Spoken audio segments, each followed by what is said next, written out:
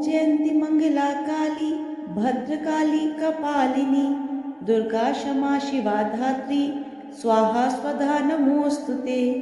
प्रिय भक्तजनों, आप सभी को माघ मास के गुप्त नवरात्रि की ढेर सारी शुभकामनाएं। देवी माँ की कृपा आप सभी भक्तों पर सदा बनी रहे। प्रिय भक्तजनों, आज माघ मास के शुक्ल पक्ष की प्रतिपदा तिथि है और आज से माघ मास की गुप्त नवरात्रि के महाव्रत आरंभ हो रहे हैं। गुप्त नवरात्रि में भक्तजन देवी माता की 10 महाविद्याओं की गुप्त रूप से साधना करके माता रानी से आशीर्वाद प्राप्त करते हैं।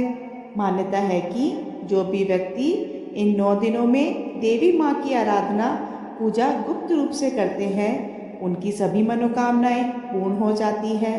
तो प्रिय भक्तजनों, आज मैं आपको सुना रही हूँ माघ मास के गुप्त नवरात्रि के प्रथम दिन में सुनी जाने वाली गुप्त नवरात्रि व्रत की बड़ी ही दुर्लभ पौराणिक कथा। सुख समृद्धि की कामना रखने वाले भक्तजन हमारे इस चैनल को सब्सक्राइब करके वीडियो को लाइक करें और कमेंट में जय माता दी जरूर लिखें। माता रानी आप सबका कल्याण करे। तो प्रिय भक्तजनों, कथा को आधा अधूरा छोड़े बिना पूरी कथा का श्रवण अवश्य करें। या देवी सर्वभूतेषु माँ काली रूपेण संस्थिता नमस्तस्यै नमस्तस्यै नमस्तस्यै नमो नमः। कथा के अनुसार एक बार श्रृंगी ऋषि अपने भक्तों के बीच में बैठकर उनकी शंकाओं का समाधान कर रहे थे। इन सब के बीच एक स्त्री भी श्रृंगी ऋषि के पवित्र वचन सुन रही थी। महिला अपने पति से काफी परेशान थी।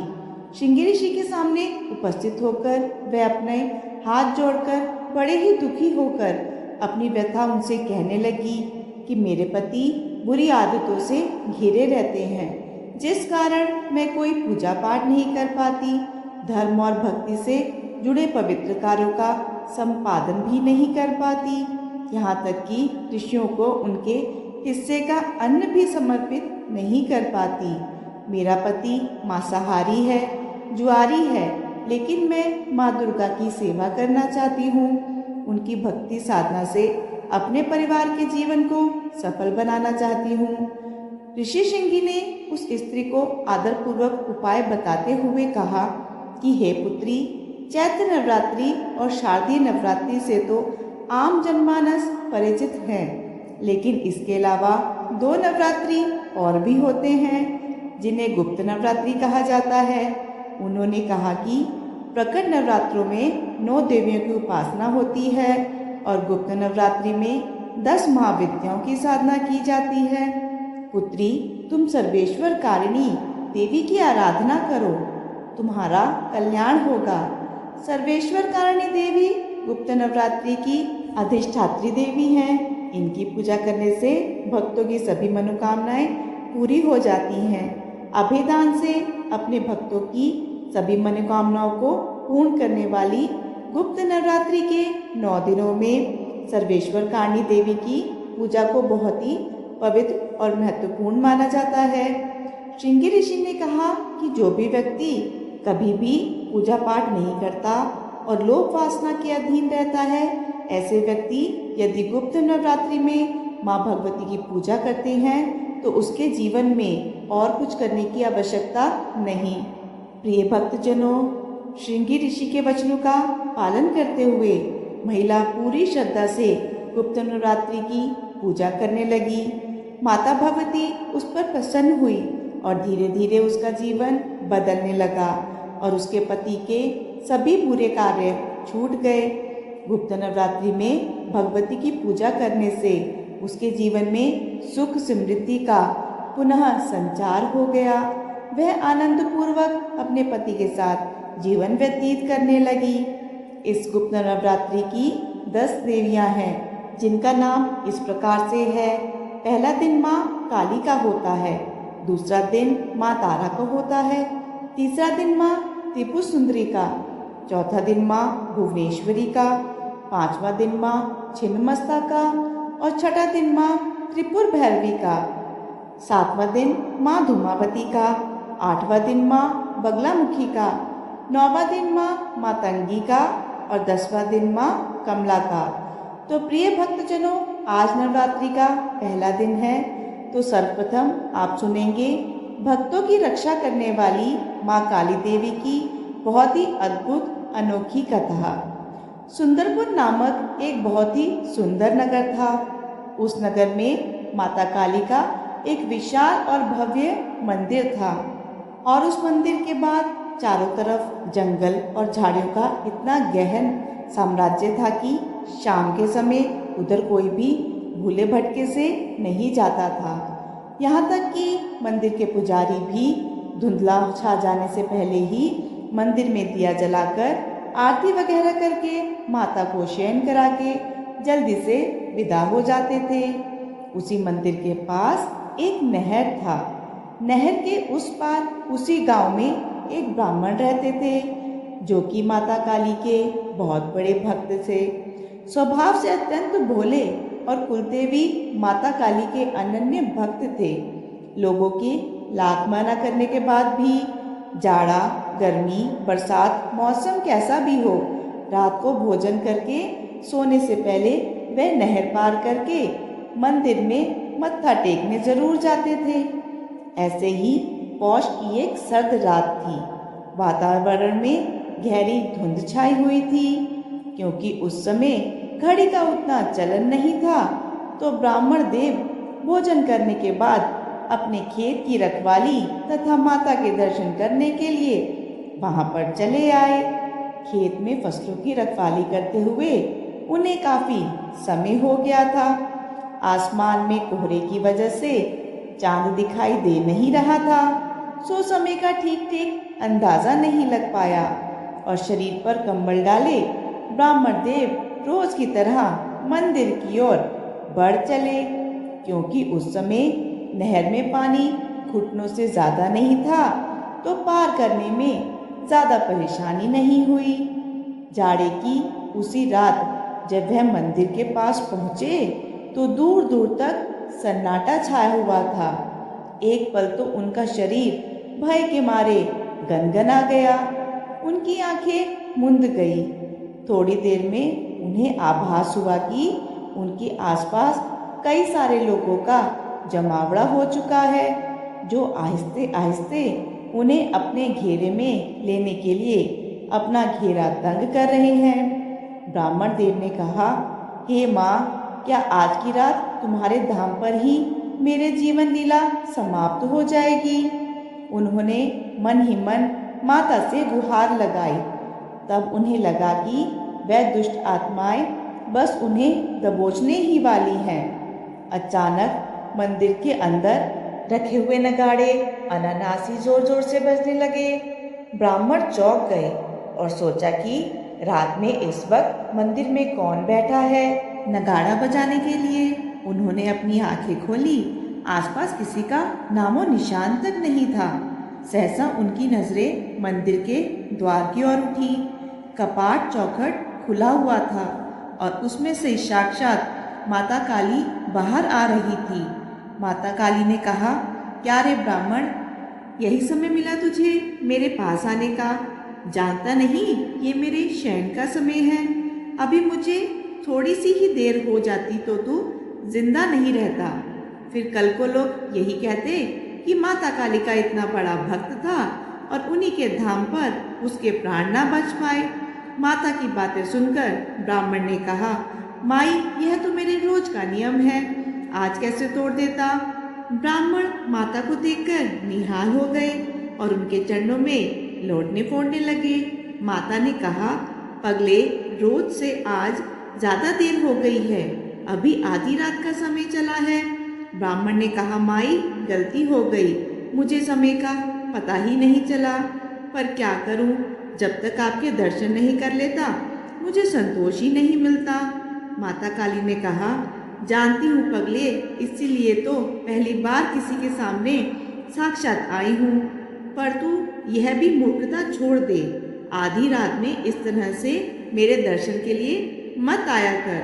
तू मुझे अपने स्थान से ही याद कर लिया कर, मेरा ध्यान कर लिया कर, मैं तेरे पास चली आऊंगी। ब्राह्मण ने कहा, माता, यह तो मेरी भक्ति है, तो माता रानी ने उससे कहा, निसंदेह तुम्हारी भक्ति उत्कृष्ट है, इसीलिए तो कह रही हूँ अब आज के बाद तुझे रात में यहाँ आने की कोई आवश्यकता नहीं, तो घर से ही मुझे प्रणाम कर लेना, मैं स्वीकार कर लूँगी। जब दर्शन का जी चाहे तो दिन में आ जाना। ब्राह्मण ने कहा, माई क्षमा करना, आपने मुझे साक्षात दर्शन दिए हैं, जीवन धन्य हो गया। अब आपको कष्ट देकर मुझे नरक में नहीं जाना, आप वापस मंदिर में जाइए, मैं स्वयं घर चला जाऊंगा। इस प्रकार से ब्राह्मण ने हाथ जोड़ते हुए विनती की और माता ने कहा, तू चुपचाप घर चल, मैं तुझे घर छोड़कर ही आऊंगी। फिर आगे आगे माता काली और पीछे पीछे ब्राह्मण देव दोनों नहर के पास पहुंचे ही थे कि ब्राह्मण का शरीर झनझना गया। सामने से सफ़ेद धोती और खड़ाऊ पहने एक वृद्ध आदमी आ रहे थे। उन्होंने आगे बढ़कर माता देवी के चरण स्पर्श किए। फिर माता देवी ने सारी बातें बता दी। ब्राह्मण ने आगे बढ़कर वृद्ध के चरणों में माथा पटका, उनसे कहा, हे देवता, आप कौन हैं? मैंने आपको पहचाना नहीं। बदले में जवाब माता रानी ने दिया, अरे यही तो तुम्हारे गांव के देवता हैं, कभी देखे नहीं तो पहचानोगे कैसे? रात की पहर जब मेरा शयन करने का समय होता है, यह पूरे गांव क्षेत्र का भ्रमण करते हैं ताकि कुछ अनिष्ट ना हो। ग्राम देवता मुस्कुराए और बोले, माई अब आप अपने धाम पर जाइए, मैं इसे गांव छोड़कर आता हूँ। प्रिय भक्तजनों, ब्राह्मण का तो जैसे भाग्य ही उदय हो गया था। माता के चरणों में देर तक पड़े अश्रु बहाते रहे। फिर ग्राम देवता के साथ गांव के समीप आए। ग्राम देवता ने कहा, हे ब्राह्मण, अब तू घर जा, जब भी मन में याद करे हम लोग तुम्हारे पास होंगे, लेकिन अंधियारी रात में अपने प्राणों को संकट में डालकर हम लोगों के पास आने की गलती दोबारा मत करना। ब्राह्मण ने कहा, बाबा, जब आप और माता साथ में हैं तो मुझे क्या सोचना।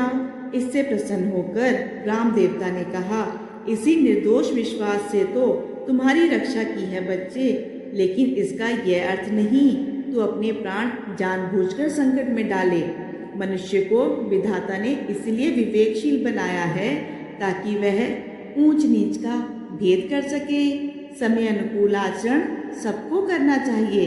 तुम्हारी आस्था प्रशंसनीय है, इसलिए कहता हूँ रात को या खराब मौसम में अपने घर से ही याद कर लेना हमें और माता काली को, बाकी जब जी चाहे चले आना। यह कहकर ग्राम देवता गांव की सीमा से लौट गए। उस घटना के बाद ब्राह्मण देवता की जीवन धारा ही बदल गई। माता काली और ग्राम देवता के आशीर्वाद से वह ब्राह्मण खुशहाल और धनवान हो गया। उसके घर उसके अनेक संतानों ने जन्म लिया और वह माता काली का अनन्य भक्त हो गया। ओम नमः शिवाय। जय माता काली। हे काली माता, जैसे आपने पंडित जी ब्राह्मण देवता के प्राणों की रक्षा करी, उनको दर्शन दिया, वैसे ही अपने सभी भक्तों का कल्याण करना। ओम नमो भगवते वासुदेवाय नमः। हरे कृष्णा। ओम नमः शिवाय। प्रिय भक्तजनों, आइए अब सुनते हैं माँ काली की उत्पत्ति की कथा। एक समय दारुक नाम के पापी असुर ने ब्रह्मा जी की तपस्या करके उन्हें प्रसन्न कर लिया।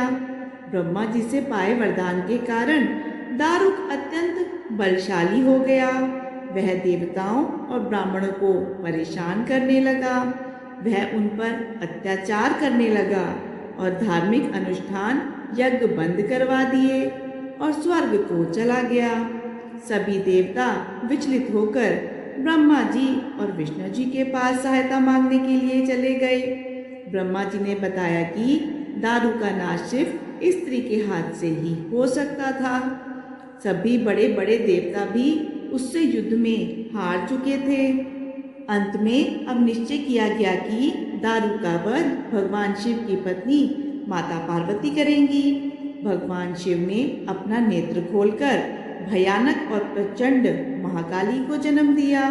उनका शरीर काले रंग का था। माता काली के माथे पर तीसरा नेत्र और चंद्र रेखा थी। उनके हाथों में त्रिशूल और कई प्रकार के अस्त्र थे। महाकाली के प्रचंड रूप को देखकर थरथर कांपने लगे और वहां से भागने लगे। युद्ध में दारूक महाकाली से पराजित हुआ और इस तरह उस दुष्ट का अंत हुआ। महाकाली के भयानक रूप से चारों तरफ अग्नि की भयानक लपटें उत्पन्न हो गई। महाकाली के क्रोध को भगवान शिव ही रोक सकते थे, इसलिए उन्होंने एक बालक का रूप लिया। भगवान शिव शमशान पहुँचे और वहाँ बालक के रूप में लेटकर रोने लगे। छोटे बालक को देखकर महाकाली का क्रोध शांत हो गया। उनके हृदय में ममता भावना जागृत हो गई। उन्होंने शिवजी रूपी छोटे बालक को उठाया और अपने स्तनों से दूध पिलाने लगी, इसलिए उन्हें कहते हैं कि शिवाधात्री। इसी प्रकार से शिवजी ने उनके क्रोध को पी लिया। इस प्रकार महाकाली का भयानक और प्रचंड क्रोध शांत हुआ। इसके बाद महाकाली मूर्छित हो गई। उन्हें होश में लाने के लिए भगवान शिव ने तांडव नृत्य किया। होश में आने पर वह पुनः माता पार्वती के रूप में आ चुकी थी। माता पार्वती भगवान शिव का नृत्य देखकर नृत्य करने लगी, जिसके कारण उन्हें योगिनी नाम से पुकारा जाता है। एक बार सभी प्रेम से बोलिए, जय माता काली की, हर हर महादेव, ओम नमः शिवाय। जय माता संकटा। अब आप सुनेंगे माता संकटा की बड़ी ही दुर्लभ कथा। एक बार की बात है, एक राज्य में एक राजा रहते थे। राजा बड़े ही प्रजा प्रेमी और सबका भला चाहने वाले थे। उनके राज में उनके परिवार को और प्रजा को किसी तरह की कोई कमी नहीं थी।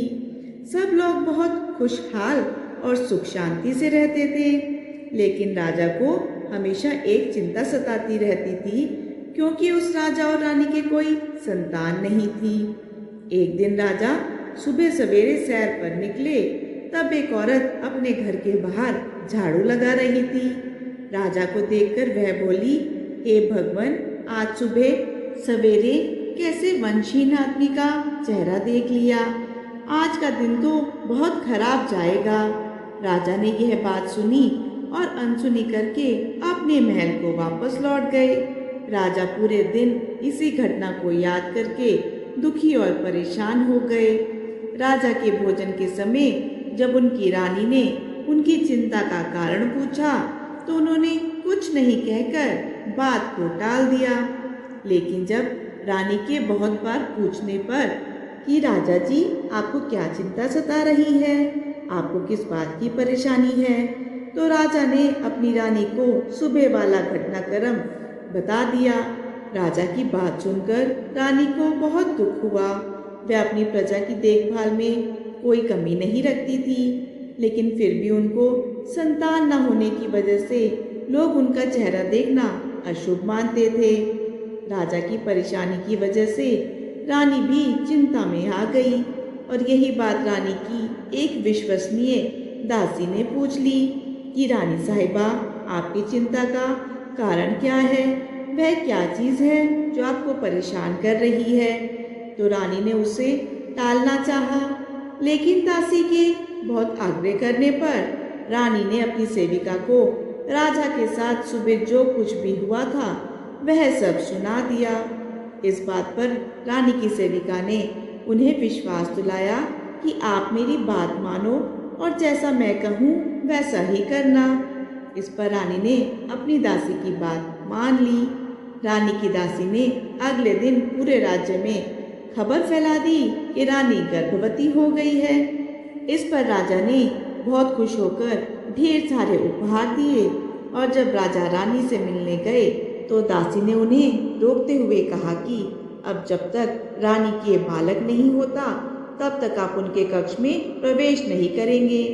राजा के बहुत मनाने पर भी रानी नहीं मानी और राजा वहां से रवाना हो गए। रानी बैठी बैठी परेशान हो रही थी। अपनी दासी के कहने पर रानी ने राजा से ही नहीं बल्कि पूरे राज्य की प्रजा से झूठ बोला था कि वह गर्भवती है। धीरे धीरे 9 महीने पूरे हो गए। जब रानी को दिन रात चिंता सताने लगी तो रानी बड़ी मुश्किल में फंस गई थी, क्योंकि उसे पता था कि राजा कभी भी आकर उनसे पूछ सकते हैं कि बताओ हमारा बालक कहाँ है। तब रानी राजा को क्या जवाब देगी। रानी ने यह अपनी दुविधा अपनी दासी को कह सुनाई, लेकिन दासी ने उन्हें कहा कि आप निश्चिंत होकर मेरा विश्वास करें। तब दासी ने पूरे राज्य में यह खबर फैला दी कि रानी ने एक बहुत ही सुंदर पुत्र को जन्म दिया है। यह बात सुनकर राज्य में सभी लोग बहुत प्रसन्न हुए। जब राजा अपने पुत्र को देखने के लिए रानी के कमरे में गए तो दासी ने उन्हें दरवाजे पर ही रोक लिया और कहा कि हे महाराज, जब आपने इतनी प्रतीक्षा की है तो थोड़ी प्रतीक्षा और कर लीजिए। अब आप अपने पुत्र का मुंह कुछ समय बाद ही देखना। दासी ने फिर नगर में खबर फैला दी कि राजकुमार का नामकरण संस्कार हो गया है, और फिर कुछ समय बीतने के बाद उसने यह खबर करवाई कि राजकुमार का मुंडन संस्कार भी हो गया है। राजा से अब नहीं रहा गया। राजा रानी के कक्ष में रानी से मिलने गए। दासी ने उन्हें दरवाजे पर रोककर बोला, हे महाराज, अभी पुत्र का मुंह देखना आपके लिए अशुभ संकेत है, इसलिए आप अपने पुत्र को सिर्फ तभी देख पाएंगे जब वह 12 वर्ष का हो जाएगा। जब उसकी उम्र 12 वर्ष की हो जाएगी तब हम उसका विवाह करेंगे। अब आप अपने पुत्र का मुंह उसके विवाह मंडप में ही देखिएगा।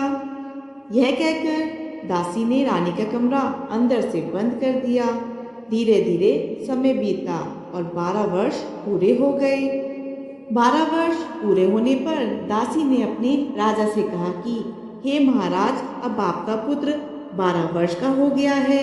आप इसके लिए वधू ढूंढना शुरू कर दीजिए और शादी की तैयारियां करवाना भी शुरू कीजिए। राजा ने अपने पुत्र के लिए दूर देश के एक बहुत ही सुंदर राजकुमारी से अपने पुत्र का विवाह तय कर दिया। राज्य में राजकुमार की शादी की तैयारियां बहुत धूमधाम से चलने लगी। दूसरी तरफ दासी ने 1.25 मन चावल का आटा मंगवाया। उस आटे से उसने एक बहुत ही सुंदर आकर्षक 12 वर्ष के बालक जितना एक पुतला बनवाया। उस पुतले पर दासी नेगी और मेवों से बहुत ही सुंदर सजावट की। इसके बाद दासी ने उस पुतले को बिल्कुल एक दूल्हे की तरह सजाया और एक पालकी मंगवाई। दासी ने उस चावल के पुतले को बहुत ही सुगंधित कर दिया और उस पालकी में उसे बैठाया। और दासी ने राजा से विशेष प्रार्थना की कि हे राजा, यह राजकुमार मेरे ही साथ रहेंगे, इसलिए आज उसकी बारात में ही उसके साथ पालकी में मैं बैठूंगी। दासी की यह प्रार्थना राजा ने स्वीकार कर ली और बारात चलने लगी। चलते चलते बारात एक घने जंगल से गुजरी और रास्ते में जब संकटा माता का मंदिर आया तो वहां पर दासी ने विश्राम करने के लिए कहा। इसके बाद दासी उस चावल के पुतले को पालकी में ही रखकर कुएं से पानी पीने के लिए चली गई। जंगल में संकटा माता और उनकी सहेलियों को एक बहुत ही अच्छी खुशबू आई और उन्होंने देखा कि यह खुशबू एक पालकी से आ रही है। संकटा माता और उनकी सहेलियों ने पालकी में झांक कर देखा तो उन्हें पता चला कि पालकी में एक बहुत ही विशाल मानव रूपी मिठाई रखी हुई है। तो सबने मिलकर उस मिठाई को पूरा खा लिया। मिठाई खाकर संकटा माता और उनकी सहेलियां वापस मंदिर में चली गई। जब लोग कुएं से पानी पीकर वापस आए तो देखा पालकी में तो कोई नहीं है। यह देखकर दासी बहुत घबरा गई। वह संकटा माता के मंदिर में जाकर जोर जोर से विलाप करने लगी कि हे माता, लौटा दो मेरा बेटा, लौटा दो बेटा। दासी का विलाप सुनकर संकटा माता प्रकट हुई और दासी ने माता से कहा, हे माता, लौटा दो बेटा, उस पुत्र को हमें लौटा दो। तो माता ने कहा कि अब मैं तुम्हें बेटा कहाँ से दूँ, और मिठाई बहुत सुगंधित थी तो मैंने उसे खा लिया। लेकिन उस दासी ने विलाप करना नहीं छोड़ा। तो संकटा माता ने उसकी बात मानते हुए कहा, ठीक है, तुम्हें एक बेटा देती हूँ, लेकिन मेरी एक शर्त है। दासी ने बोला, आपकी क्या शर्त है माता? तो संकटा माता ने कहा, मैं तुम्हें एक बेटा जरूर दूंगी, लेकिन 24 घंटे के अंदर अंदर मैं अपना बेटा वापस ले लूंगी। दासी ने माता की बात मान ली और संकटा माता ने अपने चमत्कार से दासी को एक बहुत सुंदर 12 वर्ष का बेटा दिया। इतने सुंदर बालक को देखकर दासी तो आश्चर्यचकित हो गई। बालक को पालकी में बिठाकर जब वह विवाह स्थल पर पहुंची तो राजकुमार को चवरी में बिठाया गया। तब दासी ने राजा से कहा कि हे महाराज, आप अपने पुत्र का चेहरा देख सकते हैं। अब राजा अपने राजकुमार के पास गया और अपने बेटे का इतना सुंदर और भव्य रूप देखकर आश्चर्यचकित रह गया।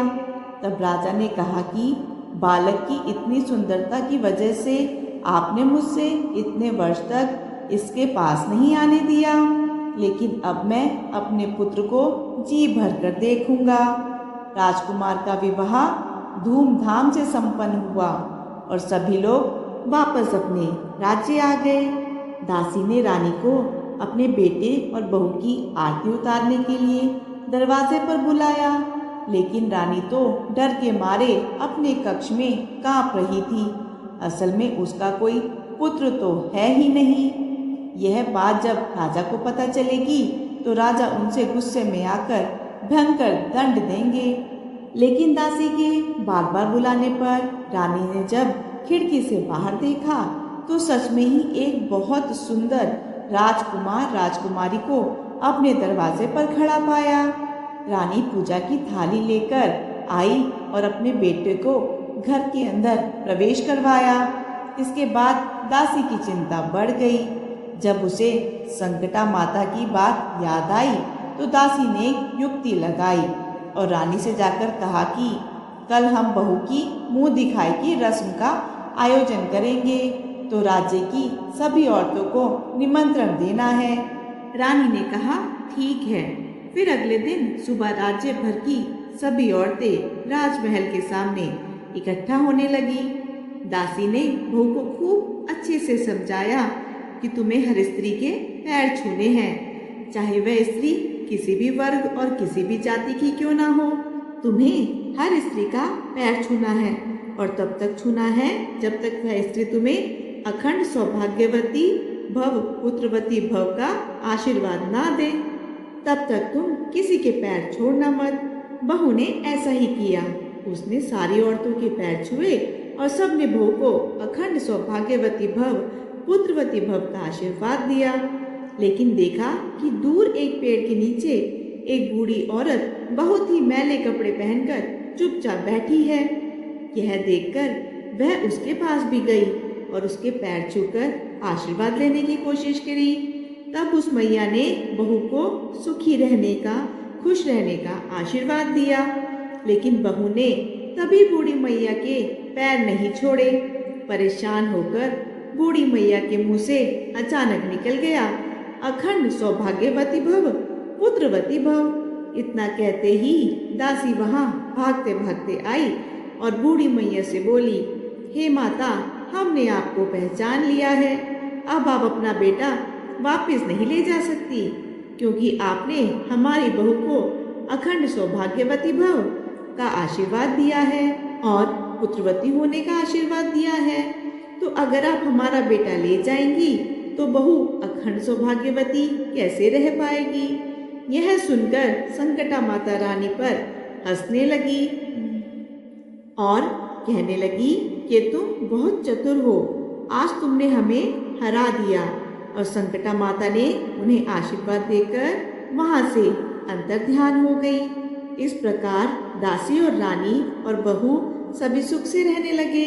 हे माता रानी, जिस प्रकार आपने रानी को पुत्र देकर उसके संकट को दूर किया, दासी की प्रार्थना को सुनकर उसके संकट को पूरा किया, उसी प्रकार आप इस कथा को सुनने वाले, कहने वाले तथा हुंकारा भरने वाले सभी के संकटों को दूर करना।